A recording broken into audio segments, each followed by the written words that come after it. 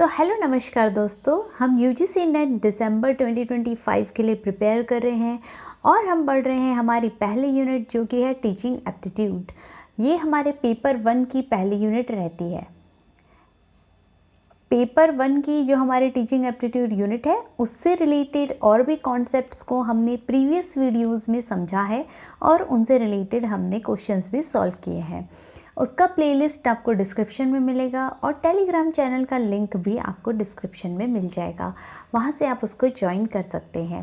Telegram channel में हम different जो हमारे कॉन्सेप्ट्स को हम समझेंगे उनकी पीडीएफ्स को हम शेयर करेंगे और आपस में मिलके उनको पढ़ेंगे।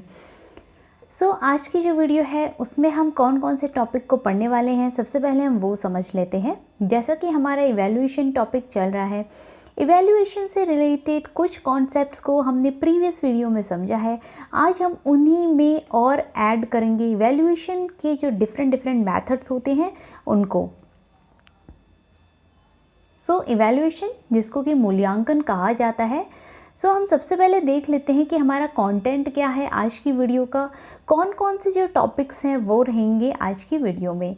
सबसे पहला जो हमारा टॉपिक है वो रहेगा मात्रात्मक मूल्यांकन, जिसको कि क्वांटिटेटिव इवैल्यूएशन कहा जाता है। गुणात्मक मूल्यांकन क्वालिटेटिव इवैल्यूएशन, मानक संदर्भित मूल्यांकन नॉर्म रेफरेंस्ड इवैल्यूएशन एंड मानदंड संदर्भित मूल्यांकन क्राइटेरिया रेफरेंस्ड इवैल्यूएशन। देन हमारा होता है विकल्प आधारित क्रेडिट प्रणाली, जिसको कि choice based credit system CBCs भी कहा जाता है। और हम लास्ट में देखेंगे PYQs जो कि नेट से रिलेटेड होंगे। ये आज की वीडियो का हमारा कंटेंट रहेगा। तो सबसे पहले हम शुरू करते हैं। हमारा जो पहला टॉपिक है जो कि है मात्रात्मक मूल्यांकन, जिसको कि क्वांटिटेटिव इवैल्यूएशन कहा जाता है। जैसा कि हम नाम से ही देख सकते हैं, इसमें हम बात किसकी कर रहे हैं, मात्रा की, क्वांटिटी की, कि कौन सा कोई भी जो हमारी चीज़ है वो कितनी नंबर में है या क्वांटिटी में है, मात्रा में है। जैसे कि हम अपना वेट अगर मेज़र करते हैं तो हम उसको नापेंगे किस में, केजी में मेज़र कर रहे हैं तो वो किस में होगा, नंबर्स में होगा। तो मात्रात्मक मूल्यांकन में हमें यही देखना होता है, हम डील करते हैं किसके साथ, नंबर्स के साथ। अब हम इसे थोड़ा डिटेल में पढ़ लेते हैं। जो हमारा मात्रात्मक मूल्यांकन रहता है, इसके अंदर हम बात करते हैं परिणाम जो हमारे होते हैं उनको मापने की और तुलना करने की, और जो हमारा डेटा रहता है वो किस फॉर्म में रहता है, संख्या के फॉर्म में रहता है, संख्यात्मक फॉर्म में हमारा डेटा रहेगा। तो इसमें सांख्यिकीय जो विश्लेषण है वो रहता है, ये सांख्यिकीय विश्लेषण के ऊपर ही निर्भर रहता है। यहाँ पर जो डेटा होगा वो डील करेगा सिर्फ और सिर्फ नंबर्स के साथ। जस्ट लाइक अगर हम बात कर रहे हैं कि क्लास में बच्चे हैं, अलग अलग बच्चों के नंबर मैथ्स के सब्जेक्ट में डिफरेंट आए हैं, किसी के 50 आए हैं, किसी के 60 आए हैं, किसी के 90 भी आए हैं। तो ये हम किस में बात कर रहे हैं, नंबर्स की बात कर रहे हैं। तो यहाँ पर क्या रहता है, जो नंबर्स होते हैं हम उनको क्या कर सकते हैं, गणना कर सकते हैं, प्रतिशत निकाल सकते हैं। देन अन्य मापनीय जो मान होते हैं उनका उपयोग करके हम नंबर्स को निकाल सकते हैं। जैसे कि अगर हम कुछ सामान लेने मार्केट जाएं तो हमें अलग अलग जो चीज़ें हैं उनकी जो यूनिट होती है उनके अकॉर्डिंग हम चीज़ों को लेते हैं। तो डिफरेंट जो मापनीय होती हैं उनको यूज़ करके हम अलग अलग सामान को खरीद सकते हैं। जैसा कि हमने पढ़ लिया कि एक न्यूमेरिकल डेटा इसमें रहता है और स्टैटिस्टिकल जो एनालिसिस है, जैसा कि हम रिसर्च के अंदर भी पढ़ते हैं, जहाँ पर कि हम क्वांटिटेटिव रिसर्च पढ़ते हैं जो कि डील करती है किसके साथ, नंबर्स के साथ। जहाँ पर कि हम लेते हैं, जैसे कि हमें एक एरिया की पॉपुलेशन को मेज़र करना है कि एक जो पर्टिकुलर एरिया है वहाँ पर कितने लोग हैं, कितने मेल हैं, कितने फीमेल हैं। तो ये हम डील कर रहे हैं किसके साथ, नंबर्स के साथ। और डेटा एनालिसिस भी कैसा रहेगा, यहाँ पर स्टैटिस्टिकल एनालिसिस रहता है। तो वो हमारी हो जाती है क्वांटिटेटिव रिसर्च जो कि नंबर्स के साथ डील करेगी, वो हम रिसर्च वाले पोर्शन में पढ़ेंगे। तो यहाँ पर हमने देख लिया कि क्वांटिफाई करना चीज़ों को, वो हमारा क्या रहता है, क्वांटिटेटिव इवैल्यूएशन के अंदर आता है। अब हम इसका नेक्स्ट उदाहरण देख लेते हैं, इससे रिलेटेड कौन कौन से जो एग्जाम्पल्स हैं वो बनते हैं। सबसे पहले हम देखेंगे कि जो हमारा क्वांटिटेटिव इवैल्यूएशन रहेगा उसमें हमारी आ जाती है लिखित परीक्षा, मौखिक परीक्षा और प्रयोगात्मक परीक्षा। रिटर्न, ओरल और प्रैक्टिकल जो एग्ज़ाम्स होते हैं वो हमारे क्वांटिटेटिव जो हमारा इवैल्यूएशन होता है, मूल्यांकन होता है, उसके अंदर आ जाता है। क्योंकि अगर हम स्कूल में एग्ज़ाम देते हैं, हमारा हाफ ईयरली एग्ज़ाम है, तो हम क्या देंगे, उसमें हम रिटर्न एग्ज़ाम देते हैं, देन उसमें कुछ पार्ट वाइवा का भी होता है, मौखिक एग्ज़ाम भी होता है, मौखिक परीक्षा भी होती है, जो हमारे प्रैक्टिकल सब्जेक्ट्स होंगे जैसे कि साइंस है तो उसमें हमारा वाइवा भी ऐड रहता है, कंप्यूटर है तो वो क्या हो जाएगी, मौखिक परीक्षा हो जाएगी। देन प्रैक्टिकल एग्ज़ाम होता है, प्रैक्टिकल में हमारे साइंस में कुछ प्रैक्टिकल्स होते हैं, फिज़िक्स में, केमिस्ट्री में, बायोलॉजी में। तो इस तरह से प्रैक्टिकल के एग्ज़ाम जो होगा वो भी कैसा होगा, क्वांटिटेटिव होगा, मात्रात्मक होगा, क्योंकि इसमें हमें क्या मिलने वाले हैं, नंबर्स मिलने वाले हैं, दैट्स वाई। तो ये हमारा उदाहरण हो गया किसका, मात्रात्मक मूल्यांकन का। अब हम दूसरा मूल्यांकन देखेंगे जो हमारा है गुणात्मक मूल्यांकन। गुणात्मक मूल्यांकन, क्वालिटेटिव इवैल्यूएशन। जैसा कि हमें नाम से ही पता चल रहा है, जहाँ पर हम बात करने वाले हैं किसकी, क्वालिटी की, गुण की। तो इस तरह का जो मूल्यांकन रहता है ये हमें क्या हेल्प करता है, जो एक विस्तृत जानकारी होती है और जो एक अंडरस्टैंडिंग होती है, समझ डेवलप करनी होती है, वो हम किससे कर पाते हैं, जो हमारा गुणात्मक मूल्यांकन रहता है इससे हम कर पाते हैं। इस मूल्यांकन का जो मुख्य उद्देश्य रहता है, क्यों और कैसे का पता लगाना। जैसे कि कोई घटना अगर घट रही है तो वो क्यों घट रही है और कैसे हुई, तो वो किसके अंदर आएगा, हमारा क्वालिटेटिव जो इवैल्यूएशन है उसके अंदर आता है। ये क्या होता है, इसके अंदर गहन अंतर्दृष्टि और बारीकियों को समझने का अवसर प्रदान किया जाता है। जैसा कि हम अपनी रिसर्च के अंदर भी पढ़ते हैं, जब हम पढ़ते हैं एथनोग्राफिक रिसर्च, जहाँ पर कि किसी एक कल्चर को, रेस को स्टडी किया जाता है, तो वहाँ पर हम बोलते हैं कि हमें क्या करना है, क्वालिटेटिव रिसर्च करना है, जहाँ पर कि हम उस रेस की या कल्चर की गुणों के बारे में उसकी एक कॉम्प्रीहेंसिव स्टडी करते हैं। तो वहाँ पर हम क्या देखेंगे कि गहन अंतर्दृष्टि और जो बारीकियाँ हैं वो वहाँ पर देखी जाती है, डीपर इंसाइट जो है वो वहाँ पर डेवलप करी जाती है। तो इसलिए हम कह सकते हैं कि जो हमारा गुणात्मक मूल्यांकन है ये कैसा रहता है, जहाँ पर कि अंडरस्टैंडिंग जो है वो धीरे धीरे डेवलप जो है वो करी जाती है और एक वाई और हाउ का जो आंसर है वो यहाँ पर मिलता है हमें। इसमें जो डेटा का फॉर्म रहेगा वो नॉन न्यूमेरिक रहेगा। यहाँ पर भी जो डेटा है वो नंबर्स में हम नहीं लेते हैं यहाँ पर डेटा को। आगे हम समझते हैं कि किस तरह से हम क्वांटिटेटिव जो हमारा क्वालिटेटिव जो गुणात्मक मूल्यांकन है वो किस तरह से कर सकते हैं। तो इसके कुछ एग्जाम्पल्स हैं, जैसे कि 1-on-1 इंटरव्यू लिया जाता है जहाँ पर कि फेस टू फेस इंटरेक्शन होगा। देन फोकस ग्रुप हो गया, रिकॉर्ड कीपिंग, ऑब्जर्वेशन करे जाता है। देन लॉन्गिट्यूडनल स्टडीज़ हो गई एंड केस स्टडीज़। तो इस तरह के जो हमारे मेथड्स रहेंगे वो कैसे रहेंगे, गुणात्मक मूल्यांकन के अंदर आएंगे। और भी कुछ उदाहरण हम देख लेते हैं, जैसा कि हमने यहाँ पर देखा कि जो अवलोकन है जिसको कि ऑब्जर्वेशन कहा जाता है, अवलोकन किया जाता है। देन हमारा साक्षात्कार होता है। अब अवलोकन करके हम किसी भी पर्सन की गुणों को देखेंगे और उसको क्या करेंगे, डीपली ऑब्जर्व करेंगे, कॉम्प्रिहेंसिव वे में हम उसको इंटरप्रेट करेंगे। सो दैट्स वाई यहाँ पर हम क्या ले रहे हैं, अवलोकन ले रहे हैं। देन हमारी एक चेकलिस्ट होती है, जांच सूची होती है, जिसमें कि हमें टिक मार्क करना होता है चेकलिस्ट बनाकर। तो वो भी किसके अंदर आता है, हमारा क्वालिटेटिव गुणात्मक जो मूल्यांकन है उसके अंदर आता है। देन रेटिंग स्केल रहता है, निर्धारण मापनी कहा जाता है इसको। और हमारा क्यूमुलेटिव रिकॉर्ड संचयी अभिलेख जो है वो भी हमारा गुणात्मक मूल्यांकन का ही उदाहरण होता है।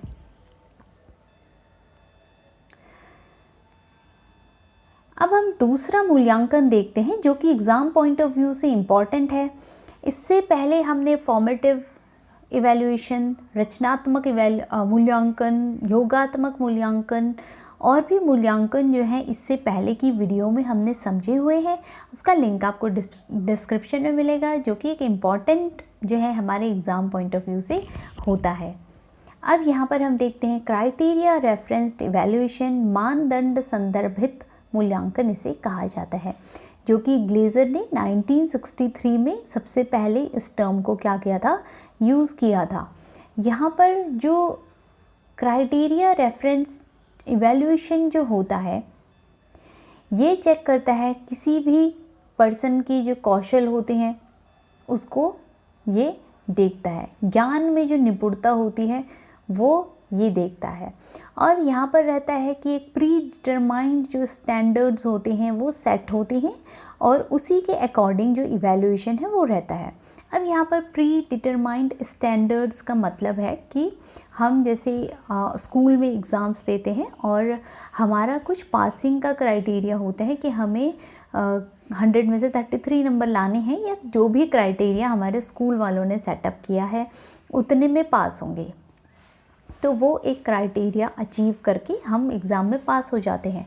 तो वो हमारा किसके अंदर आएगा, क्राइटेरिया रेफरेंस्ड इवैल्यूएशन के अंदर आएगा, जहाँ पर कि हमने एक क्राइटेरिया सेट कर दिया कि 40% नंबर आपको लाने हैं तभी आप पास होंगे, या 30% नंबर आपको लाने हैं तभी आप एग्ज़ाम में पास होंगे। तो इस तरह से ये एक प्री डिटरमाइंड स्टैंडर्ड्स रहते हैं जो कि पहले से निर्धारित रहते हैं कि इतने नंबर लाने हैं तभी आप एग्ज़ाम में पास होंगे। एक पॉइंट इसका ये रहता है। देन यहाँ पर डिस्क्राइब करते हैं लर्नर की अचीवमेंट को। लर्नर का यहाँ पर कंपैरिजन नहीं करा जाता है दूसरे पर्सन के साथ, लर्नर की जो अचीवमेंट है वो देखी जाती है, लर्नर की खुद की क्या अचीवमेंट है उसी को यहाँ पर देखा जाएगा, क्षमता कितनी है वो देखा जाता है, विशिष्ट कौशल जो है उसके कितने डेवलप हुए हैं, क्या उसे समझ में आया भी है या नहीं आया है। तो ये सारे पॉइंट्स जो हैं वो किसके रहेंगे, क्राइटेरिया रेफरेंस के रहेंगे। आगे कुछ और पॉइंट्स भी हम इसमें देखते हैं, जैसा कि हम देख सकते हैं सबसे पहला हमारा होता है कि मास्टरी लर्निंग जो है वो इसी के अंदर आएगी। इस तरह के जो क्वेश्चन है वो एग्ज़ाम में हमें देखने को मिलते हैं, जहाँ पर कि हमें क्राइटेरिया रेफरेंस जो टेस्ट है उससे पूछा जाता है सबसे पहले तो कि ये रिलेटेड किससे है, क्या ये जो टेस्ट है क्राइटेरिया वाला क्या ये फॉर्मेटिव असेसमेंट है या ये सम्मेटिव असेसमेंट है। इस तरह का क्वेश्चन भी एग्ज़ाम में बना हुआ है प्रीवियसली। तो जैसा कि हम इसके नेचर से समझ सकते हैं वैसे डायरेक्टली हम इसे ये नहीं कह सकते कि ये फॉर्मेटिव असेसमेंट होगा या सम्मेटिव असेसमेंट होगा, बट क्योंकि एग्ज़ाम में किस तरह का क्वेश्चन आया हुआ है तो हमें उसको समझना ज़रूरी है कि उनका पर्सपेक्टिव क्या है, एनटीए वालों का, कि वो किस पर्सपेक्टिव में पूछ रहे हैं। तो क्वेश्चन वाज दैट कि हमसे ये पूछा गया कि क्राइटेरिया रेफरेंस जो टेस्ट है वो सम्मेटिव असेसमेंट होगा या फॉर्मेटिव असेसमेंट होगा।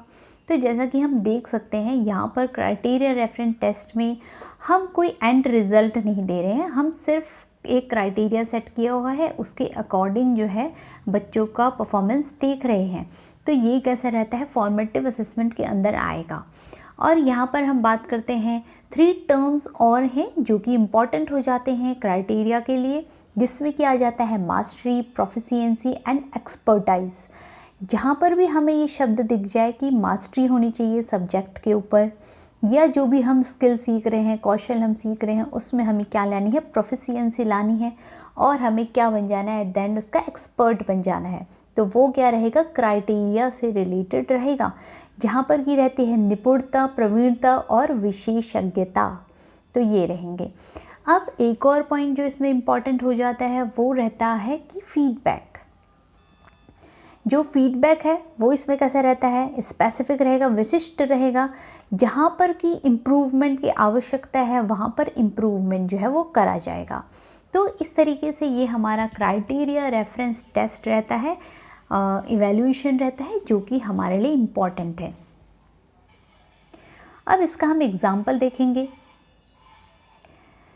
जैसा कि जिन्होंने भी बीएड की है वो सभी लोग इस एग्ज़ाम से फेमिलियर हैं, जो कि होता है सीटेट, जिसको कि कहा जाता है सेंट्रल टीचर एलिजिबिलिटी टेस्ट, जो कि एक एलिजिबिलिटी टेस्ट होता है जो बीएड वाले बच्चे देते हैं आगे फर्दर जॉब के लिए।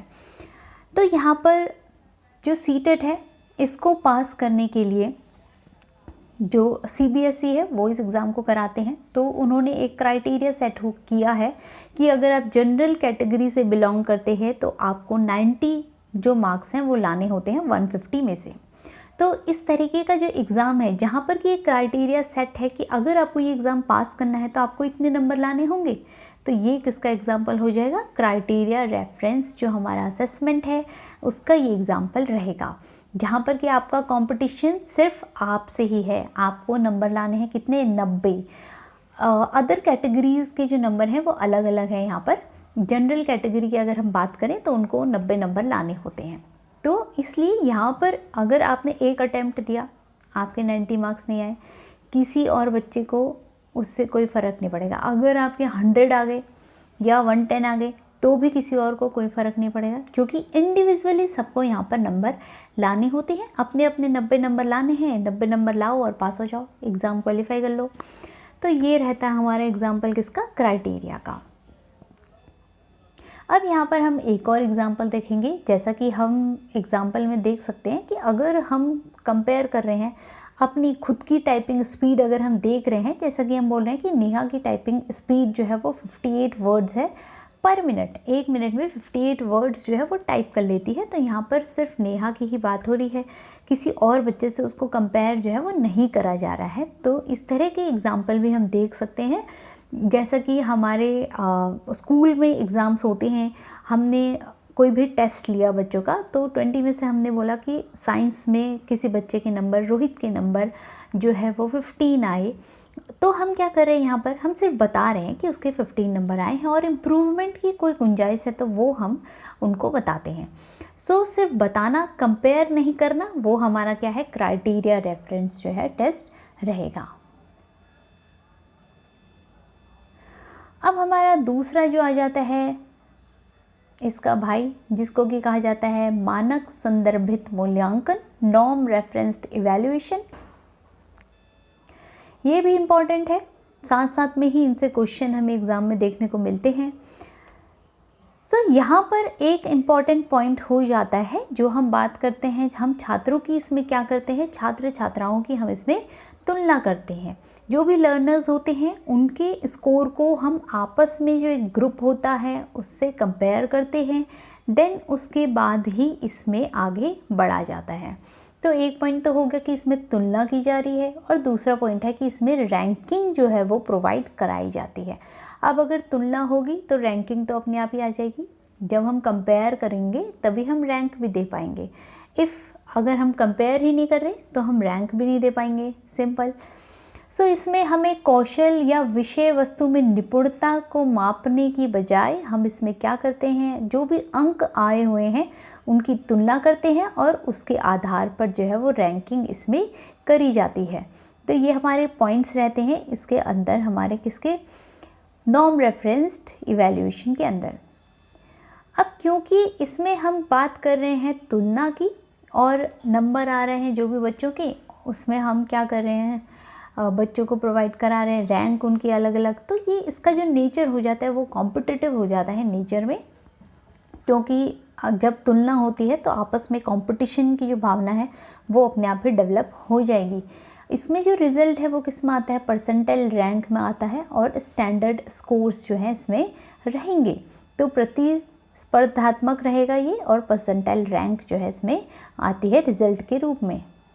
अब इसका एग्ज़ाम्पल हम देख सकते हैं, जिस एग्ज़ाम की हम प्रिपरेशन कर रहे हैं, यूजीसी नेट का एग्ज़ाम, जो कि जिसका नेचर इसी तरीके का है। एन से नेट और एन से नॉर्म्स रेफरेंस टेस्ट हम समझ सकते हैं, एग्ज़ाम्पल को हम इस तरीके से याद रख सकते हैं। जैसा कि हम सबको पता ही है कि नेट का जो एग्ज़ाम होता है उसमें ऐसा तो है नहीं कि हमें इंडिविजुअली पास होना है, हमें कुछ नंबर ले आने हैं और बस हमारा क्वालिफाई हो जाएगा। इसमें ऐसा नहीं होता है, इसमें कुछ परसेंट बच्चों का ही सिलेक्शन होता है। अब ये परसेंटाइल रैंक क्या होता है? जहाँ पर कि ये आपको बताता है कि आप एक पर्टिकुलर ग्रुप में कहाँ पर स्टैंड कर रहे हैं, कितने बच्चे जो हैं वो आपसे आगे हैं और कितने बच्चे आपसे पीछे हैं। अगर आप 100% हैं मतलब कि आप नंबर 1 पे हैं। देन उसके बाद 99, 98 पॉइंट्स में भी जो है परसेंटाइल रैंक जो है वो आती है। तो ये हमें बताता है कि किसी ग्रुप में हम कहाँ पर हैं, कहाँ पर हमारी पोजीशन है। तो ये हो जाता जो चॉइस बेस्ड क्रेडिट सिस्टम है, इसके अंदर स्टूडेंट सेंट्रिक जो अप्रोच है वो अपनाई जाती है। हायर एजुकेशन के अंदर जो स्टूडेंट्स होते हैं वो अपनी चॉइस के अकॉर्डिंग जो सब्जेक्ट्स हैं उनको चूज़ कर सकते हैं। इंटरडिसिप्लिनरी मतलब कि बहुत सारे सब्जेक्ट्स हैं, उनमें से हम मतलब एक के साथ दूसरा कोई और सब्जेक्ट भी पढ़ सकते हैं। देन इंट्राडिसिप्लिनरी रहता है कि किसी एक सब्जेक्ट को लेकर हम पढ़ सकते हैं। देन स्किल बेस्ड जो एजुकेशन होती है वो भी इसके अंदर रहती है। तो इनमें से किसी भी तरीके के कोर्सेज़ जो हैं हम कर सकते हैं। अब यहाँ पर जो इसकी अप्रोच रहती है वो स्टूडेंट सेंट्रिक होती है, छात्र केंद्रित होती है और फ्लेक्सिबल रहती है, लचीला रहता है। जो करिकुलम होता है वो काफ़ी, अब ये जो रहता है बेस, जो इसका बेसिक जो इसका रहेगा कि जो इंटरेस्ट है स्टूडेंट्स का वो इसका जो बेस है एक फॉर्म करता है। और जो यूजीसी है उनकी गाइडलाइंस के अकॉर्डिंग जो सीजीपीए जो है इसमें अप्लाई कराया जाता है, जो कि होता है क्यूमुलेटिव ग्रेड पॉइंट एवरेज। जैसा कि हम अपनी मार्कशीट्स में भी देखते हैं कि जो हमारे मार्क्स आते हैं वो किस में आते हैं, ग्रेड पॉइंट्स में आते हैं, जहाँ पर कि हमें नॉर्मल जो मार्क्स होते हैं वो नहीं दिए जाते, ग्रेड पॉइंट्स दे दिए जाते हैं। उसी के अकॉर्डिंग जो हमारा ग्रेड कार्ड है वो फॉर्म होता है। सो ये कुछ हिंदी में भी मेंशन है, यहाँ पर हम देख सकते हैं। जैसा कि छात्र केंद्रित हमने पढ़ा कि ये छात्र केंद्रित रहता है और लचीला रहता है, और छात्र जो है उसकी रुचि के अकॉर्डिंग इसमें सब्जेक्ट्स जो है बच्चे चूज़ कर सकते हैं। और सीजीपीए जो है इसका ग्रेडिंग जो सिस्टम है वो रहता है। और जो बच्चे हैं वो अपनी शिक्षा को जो है अनुकूल बनाते हैं कि वो पढ़ने में उनको क्या है, इंटरेस्ट आए, तभी वो उनका जो है होलिस्टिक डेवलपमेंट जो है, हर एक जो उनका पर्सनैलिटी है उसका हर एक आस्पेक्ट जो है वो डेवलप हो पाएगा। अब यहाँ पर जो चॉइस बेस्ड क्रेडिट सिस्टम होता है इसके अंदर कुछ टाइप्स के कोर्सेज़ जो हैं वो प्रोवाइडेड रहते हैं। सबसे पहला हम देखेंगे जो कि है कोर कोर्सेज़। ये फंडामेंटल और कंपलसरी कोर्सेज़ होते हैं जो कि स्टूडेंट्स को मेजर जो डिसिप्लिन्स होते हैं उनको चूज़ करना होता है। तो ये हमारे कैसे रहेंगे, कंपलसरी और फंडामेंटल कोर्सेज़ रहेंगे, जिनको कि हम कोर कोर्सेज़ कहेंगे। अब जो दूसरा हमारा होता है इक्लेक्टिव कोर्सेज़। जो इक्लेक्टिव कोर्सेज़ होते हैं ये कैसे होते हैं, ऑप्शनल होते हैं कि कुछ सब्जेक्ट्स होते हैं हमारे कॉलेज में जो हम क्या कर सकते हैं, ऑप्शनल ले सकते हैं। चाहें तो कोई किसी भी तरीके का सब्जेक्ट जो है उसमें चूज़ कर सकते हैं। तो जो ऑप्शनल होंगे उन्हें हम क्या कहेंगे, इक्लेक्टिव कोर्सेज़ कहेंगे। अब जो इक्लेक्टिव कोर्सेज़ होते हैं वो और फर्दर डिवाइडेड है।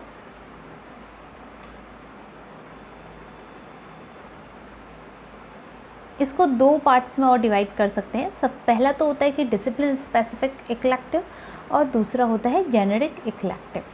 तो डिसिप्लिन जो जैसा कि हमें नाम से ही पता चल रहा है कि जो सब्जेक्ट होगा, जो एक विषय किसी बच्चे का होगा उससे रिलेटेड होगा, जिसमें कि मेन एरिया जो है वो क्या रहेगा, स्टडी रहेगा।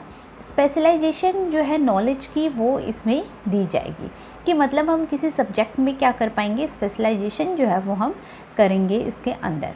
देन जेनेरिक इक्लेक्टिव जो कोर्सेज़ होते हैं इसमें क्या होता है कि अदर डिपार्टमेंट के जो कोर्सेज़ होते हैं वो भी हम इसमें चूज़ कर सकते हैं, किसी और डिपार्टमेंट के कोर्सेज़, जो कि इंटरडिसिप्लिनरी जो एक्सपोजर है वो इसके अंदर आएगा कि हम एक डोमेन से हटकर किसी और डोमेन का भी कोर्सेज़ पढ़ सकते हैं। जैसा कि हमने एनईपी में देखा था कि मेंशन भी किया गया है कि अगर कोई साइंस का स्टूडेंट ह्यूमैनिटीज़ का कोई सब्जेक्ट पढ़ना चाहता है तो वो भी पढ़ सकते हैं। तो उसी को हम क्या कह रहे हैं कि इंटरडिसिप्लिनरी जो एक अप्रोच है उसको माना जाता है। देन थर्ड जो इसका पार्ट होता है एबिलिटी एनहेंसमेंट कोर्सेज़। यहाँ पर हम देख सकते हैं जो एबिलिटी एनहेंसमेंट कोर्सेज़ है, जैसा कि हमें नाम से ही पता चल रहा है कि हमें इसमें क्या करनी है, हमारी जो एबिलिटी है, कैपेबिलिटी है, उसको हमें क्या करना है, एनहेंस करना है।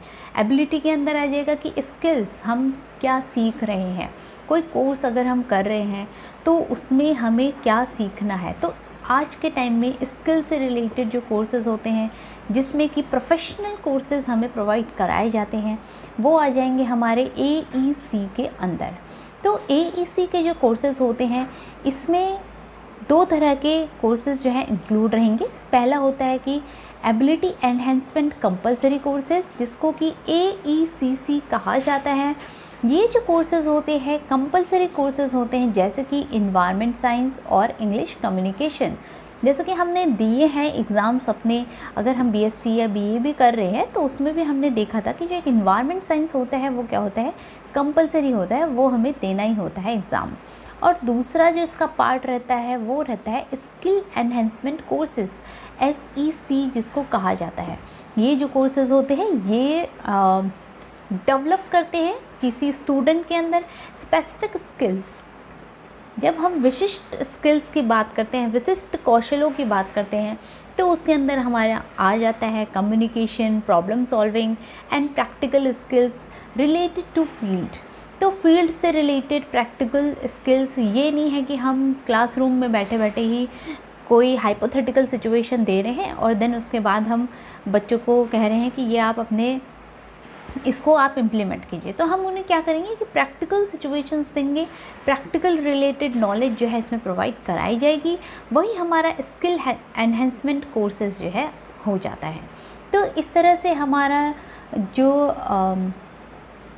CBCS था वो 3 पार्ट्स में डिवाइडेड था, जो कि पहला हमारा था मुख्य पाठ्यक्रम, जिसमें हमने देखा मौलिक और अनिवार्य जो कोर्सेज होते हैं वो आ जाते हैं। देन वैकल्पिक पाठ्यक्रम था हमारा, जो कि हमारे लिए चूज़ कर सकते हैं हम, जिनको जो 2 प्रकार के थे, अनुशासन विशिष्ट ऐच्छिक और सामान्य ऐच्छिक। तो 2 तरह के ये हमारे पाठ्यक्रम थे। देन थर्ड जो पाठ्यक्रम इसमें था, इसके अंदर आता है क्षमता संवर्धन पाठ्यक्रम, जो कि जिसके अंदर हम देखते हैं किसकी बात करते हैं, हम कौशल की बात करते हैं कि कौशल जो है बच्चों के अंदर हमें डेवलप कराना होता है, तभी उनका होलिस्टिक डेवलपमेंट जो है वो हो पाएगा, सर्वांगीण जो विकास है वो हो पाएगा। अब ये भी 2 प्रकार के थे, जिसमें पहला था योग्यता संवर्धन अनिवार्य पाठ्यक्रम, जिसमें कि हम देख रहे थे कि जो हमें अनिवार्य रूप से बच्चों को पढ़ाना ही पढ़ाना है, उसके अंदर हमारा आ जाता था एनवायरनमेंट और अंग्रेजी संचार। दूसरा हमारा था कौशल संवर्धन पाठ्यक्रम था, जिसमें कि स्किल बच्चों को सिखानी होती है, कोई विशेष प्रकार की जो विशिष्ट कौशल होता है वो विकसित कराना होता है बच्चों के अंदर, तो वो इसके अंदर आ जाता है।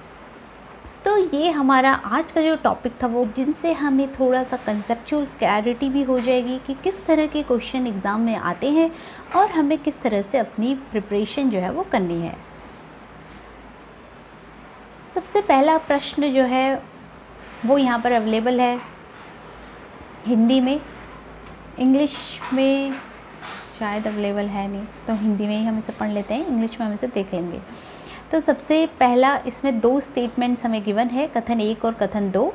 अब कथन 1 जो है वो हमें क्या कह रहा है देख लेते हैं। यहाँ पर निर्माणात्मक मूल्यांकन में विद्यार्थियों के निष्पादन के संदर्भ में वर्ष के अंत में माता पिता को रिपोर्ट दी जाती है।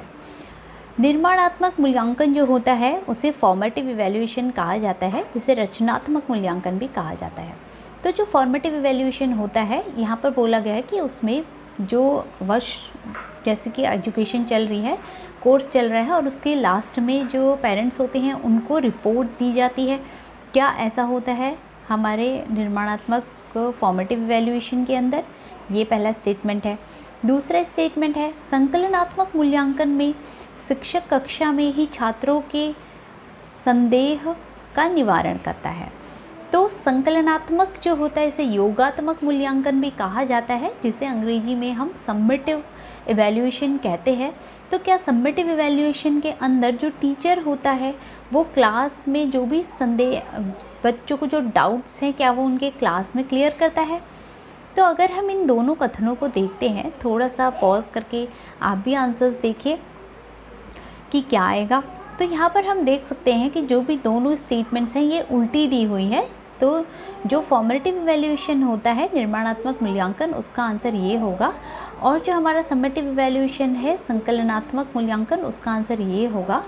तो यहाँ से हम देख सकते हैं कि हमारे जो दोनों कथन हैं वो क्या हैं, गलत हैं, क्योंकि जो निर्माणात्मक मूल्यांकन होता है, फॉर्मेटिव इवैल्यूएशन होता है, वहाँ पर कंटिन्यूअस इवैल्यूएशन होता है, कंटिन्यूअस प्रोसेस जो है वो रहती है। During the teaching learning process जो इवैल्यूएशन होता है वो हमारा फॉर्मेटिव इवैल्यूएशन होता है, निर्माणात्मक मूल्यांकन होता है।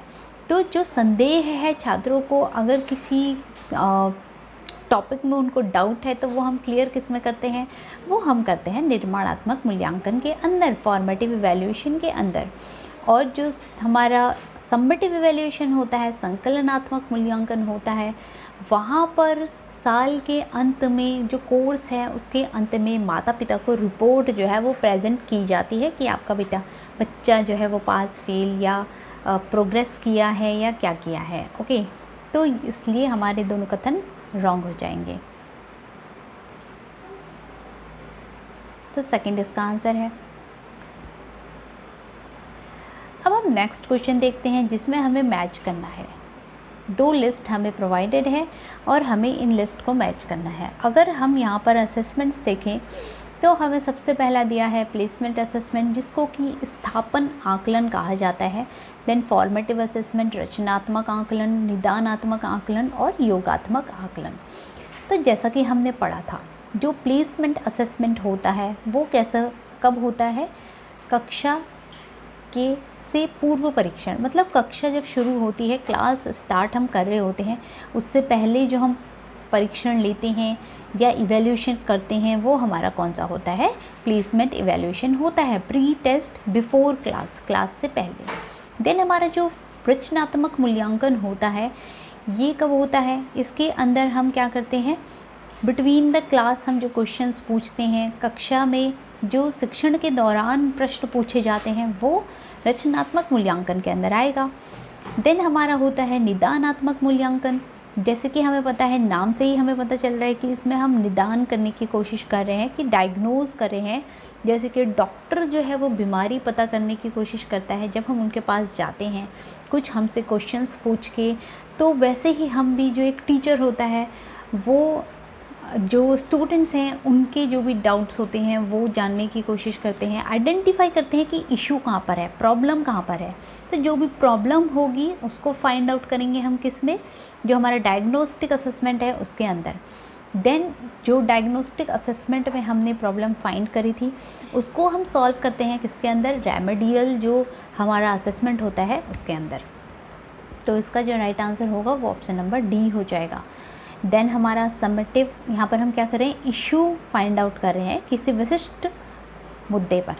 देन हमारा समेटिव योगात्मक आकलन होता है, जो कि लास्ट में जब हमारा कोर्स ख़त्म हो जाता है वहाँ पर हम जो टेस्ट लेते हैं वो हमारा रहता है समेटिव इवैल्यूएशन, योगात्मक मूल्यांकन, जहाँ पर कि ग्रेड्स प्रोवाइड कराए जाते हैं, परसेंटेज आती है और रैंक आएगी, तो वो हमारा समेटिव असेसमेंट हो जाएगा।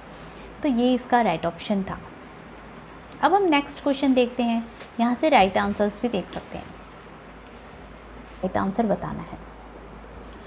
तो यहाँ पर हम देखते हैं हमारी पहली स्टेटमेंट जो कि हमें कह रही है,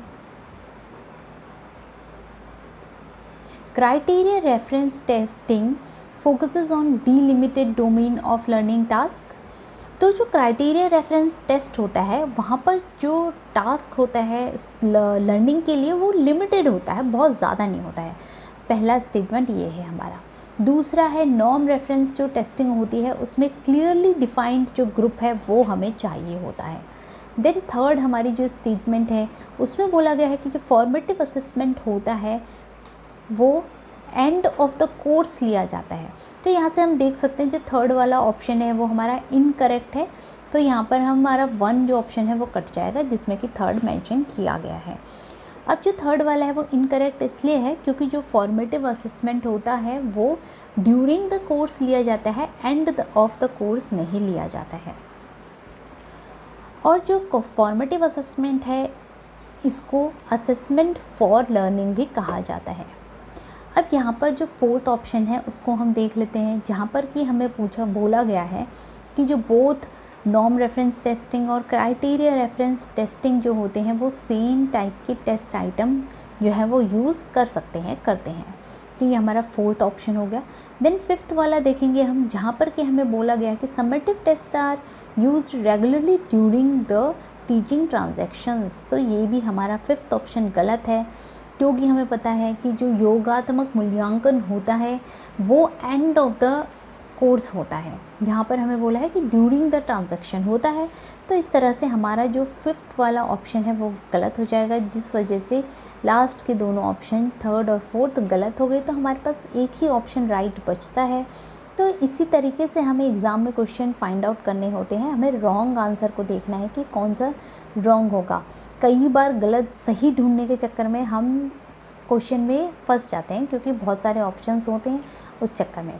तो यहाँ पर हमारा जो राइट आंसर हो जाएगा वो आंसर नंबर 2 हो जाएगा, जहाँ पर कि हम देख सकते हैं कि जो हमारा 4th ऑप्शन है वो करेक्ट है। अब यहाँ पर 6th ऑप्शन है, उसको देख लेते हैं हम एक बार।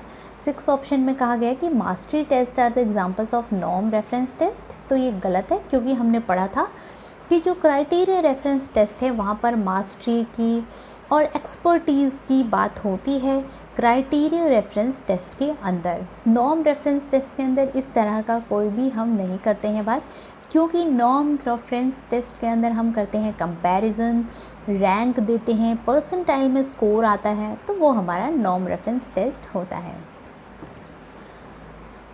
बाकी जो ऑप्शंस हमारे करेक्ट हैं उसमें सबसे पहला हमारा 1 है, जो कि ये 2nd ऑप्शन हमारा करेक्ट है, जिसमें 1 है, जहाँ पर कि बोला गया है कि जो क्राइटेरिया रेफरेंस टेस्ट है उसका लिमिटेड लर्निंग का डोमेन होता है। यस, क्योंकि हम उसमें प्री डिटरमाइंड क्राइटेरिया सेट कर देते हैं, जो कि पहले से ही पता है कि इसी क्राइटेरिया के अंदर आपको चीज़ें जो है वो पढ़नी है। देन 2nd वाला था कि 2nd वाला इसमें करेक्ट है कि जो नॉर्म रेफरेंस है उसमें क्लियरली डिफाइंड जो ग्रुप है वो होता है, ये भी करेक्ट है। देन हमारे इसके अंदर राइट ऑप्शन जो है वो 4th है। 4th जो ऑप्शन है वो थोड़ा सा कंफ्यूज हमें कर सकता है, क्योंकि यहाँ पर बोला गया है कि जो दोनों ही नॉर्म रेफरेंस टेस्ट और जो क्राइटेरिया रेफरेंस टेस्ट है उनमें एक ही तरीके का आइटम जो है हम यूज़ कर सकते हैं। तो ये एक तरीके से सही है। यहाँ पर ये नहीं बोला है कि दोनों एक ही तरीके के टेस्ट हैं, यहाँ पर सिर्फ ये बोला है कि दोनों में एक ही तरीके का आइटम जो है टेस्ट आइटम यूज़ हो सकता है, MCQ टाइप हो या लॉन्ग आंसर टाइप हो। तो इस तरीके से क्वेश्चंस जो हैं वो सेट किए जा सकते हैं, और तो इसलिए हमारा 4th ऑप्शन भी जो है वो करेक्ट होगा। ये इसका हिंदी है क्वेश्चन का, जो कि हम देख सकते हैं, यहाँ पर नहीं आएगा। बाकी हिंदी में भी क्वेश्चन को आप पढ़ सकते हैं, जिनको हिंदी में पढ़ना है, वीडियो को पॉज करके। सो आज की वीडियो में हमने इवैल्यूएशन के कुछ जो टॉपिक्स बचे हुए थे वो हमने देखे, और जो हमारा CBCs था उसको हमने समझा, और इनसे रिलेटेड कुछ क्वेश्चंस भी हमने सॉल्व किए। अब यहाँ पर एक चीज़ और रह जाती है जो कि हमें पढ़नी चाहिए, जो कि एग्ज़ाम पॉइंट ऑफ व्यू से इम्पॉर्टेंट है। तो जो हमारा पहला होता है कि फॉर्मेटिव असेसमेंट। जो फॉर्मेटिव असेसमेंट है उसको हम असेसमेंट फॉर लर्निंग भी कहते हैं। देन हमारा जो सम्मेटिव असेसमेंट होता है उसको हम असेसमेंट ऑफ लर्निंग भी कहते हैं। Assessment for learning, assessment for इसलिए कहते हैं हम इसको क्योंकि असेसमेंट जो होता है वो लर्निंग के लिए हो रहा है, कि अभी लर्निंग बाकी है, अभी लर्निंग पूरी हुई नहीं है। असेसमेंट ऑफ लर्निंग इसलिए कहा जाता है क्योंकि लर्निंग जो है लर्निंग का असेसमेंट होगा, जो कि लर्निंग क्या हो गई है, अब ख़त्म हो चुकी है, मतलब कि ईयर एंड हो गया है, और कितनी लर्निंग हुई है या नहीं हुई है वो हमें देखना होता है। तो इसलिए हम इसे सम्मेटिव असेसमेंट को असेसमेंट ऑफ लर्निंग कहते हैं। एक पॉइंट और आता है जिसमें कि हम पढ़ते हैं कि असेसमेंट एज लर्निंग, जहाँ पर कि हम खुद का ही असेसमेंट जो है वो करते हैं, जिसे कि इप्सेटिव असेसमेंट कहा जाता है। इप्सेटिव असेसमेंट जिसमें कि असेसमेंट एज लर्निंग होता है, जिसमें बच्चा जो है वो स्टूडेंट जो है वो खुद का असेसमेंट जब करते हैं तो उसे इप्सेटिव असेसमेंट कहा जाता है, और इसे असेसमेंट एज लर्निंग कहा जाता है। सो ये कुछ पॉइंट्स थे जो कि इम्पॉर्टेंट है हमारे एग्ज़ाम पॉइंट ऑफ व्यू से। सो आज की वीडियो में हमने ये कुछ टॉपिक्स को कवर किया। नेक्स्ट वीडियो में हम जो टीचिंग एप्टीट्यूड है उसमें LMS देखेंगे, जो कि